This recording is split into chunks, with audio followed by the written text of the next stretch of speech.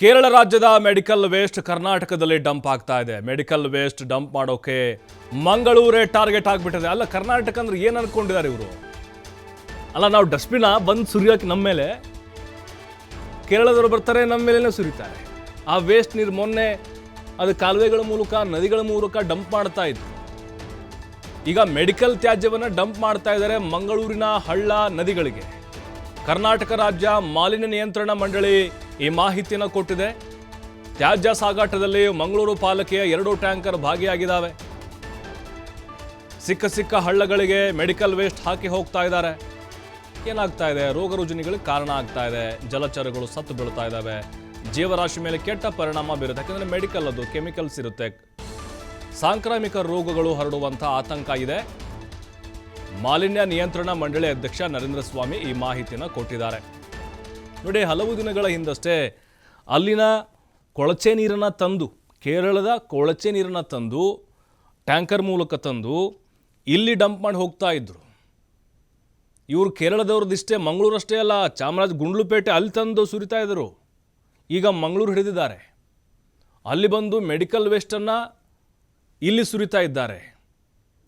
ಅಲ್ಲ, ನಾವೇನು ಬರೀ ಅವರು ಹಾಕಿರುವಂತಹ ಈ ಕೊಳಚೆ, ದುರ್ವಾಸನೆ ಬೀರುವಂಥ ಆ ತ್ಯಾಜ್ಯ ಅದನ್ನು ನುಂಗ್ಕೊಂಡಿರ್ಬೇಕು ಹಾಗಾದರೆ ಕರ್ನಾಟಕದವರು?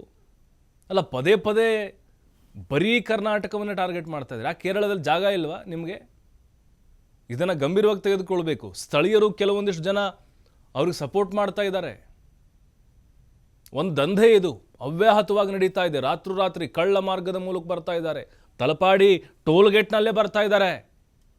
ಮೆಡಿಕಲ್ ವೇಸ್ಟ್ ಸುರಿತಾ ಇರೋದ್ರಿಂದಾಗಿ ಸಾಕಷ್ಟು ಪರಿಣಾಮ ಬೀರ್ತಾ ಇದೆ ಪರಿಸರದ ಮೇಲೆ ಮತ್ತು ಜೀವರಾಶಿಯ ಮೇಲೆ. ಒಂದು ಬಯೋ ಮೆಡಿಕಲ್ ವೇಸ್ಟ್ ಕೂಡ ಬರ್ತಾ ಇದೆ. ಪ್ರಮುಖವಾಗಿ ಸಿವಿಯೇಜ್ ಲಿಕ್ವಿಡ್ ವೇಸ್ಟನ್ನು ಕೂಡ ನಮ್ಮ ಮಂಗಳೂರಿನ ಕಾರ್ಪೊರೇಷನ್ಗೆ ಇರ್ತಕ್ಕಂಥ ಟ್ಯಾಂಕರ್ಗಳು 2 ಈ ಕೃತ್ಯದಲ್ಲಿ ಭಾಗಿಯಾಗಿದ್ದನ್ನು ಮಂಗಳೂರು ನಗರ ಪಾಲಿಕೆ ಅಧಿಕಾರಿಗಳೇ ಹಿಡಿದು ಒಂದು ಕೇಸನ್ನು ಇವತ್ತು ಮಾಡಿದ್ದಾರೆ. ನಾನು ಅದಕ್ಕೋಸ್ಕರ ಇವತ್ತು ಅದನ್ನು ಪರಿಣಾಮಕಾರಿಯಾಗಿ ತಡೆಗಟ್ಟಬೇಕು. ನಮ್ಮ ಕರಾವಳಿ ಮತ್ತು ನಮ್ಮ ಬಾರ್ಡರ್ನಲ್ಲಿ ಈ ತಪ್ಪುಗಳಿಂದಾಗಿ ಜಲಚರಕ್ಕೆ ಮತ್ತು ಜೀವರಾಶಿಗೆ ಅತ್ಯಂತ ಒಂದು ಕೆಟ್ಟ ಪರಿಣಾಮವನ್ನು ಬೀರ್ತದೆ. ಅದನ್ನು ಮುನ್ನೆಚ್ಚರಿಕೆಯಾಗಿ ನಾವೆಲ್ಲರೂ ಕೂಡ ತಡೆಗಟ್ಟೋ ಕ್ರಮ ಮತ್ತು ಆ ಕಾನೂನಾತ್ಮಕವಾದ ಪ್ರಕ್ರಿಯೆಯನ್ನು ಜಾರಿ ಕೊಡಬೇಕು ಅಂತ ಜಂಟಿ ಒಂದು ಸಭೆಯನ್ನು ನಡೆಸಿ ನಿರ್ದೇಶನ ಕೊಟ್ಟಿದ್ದೇನೆ.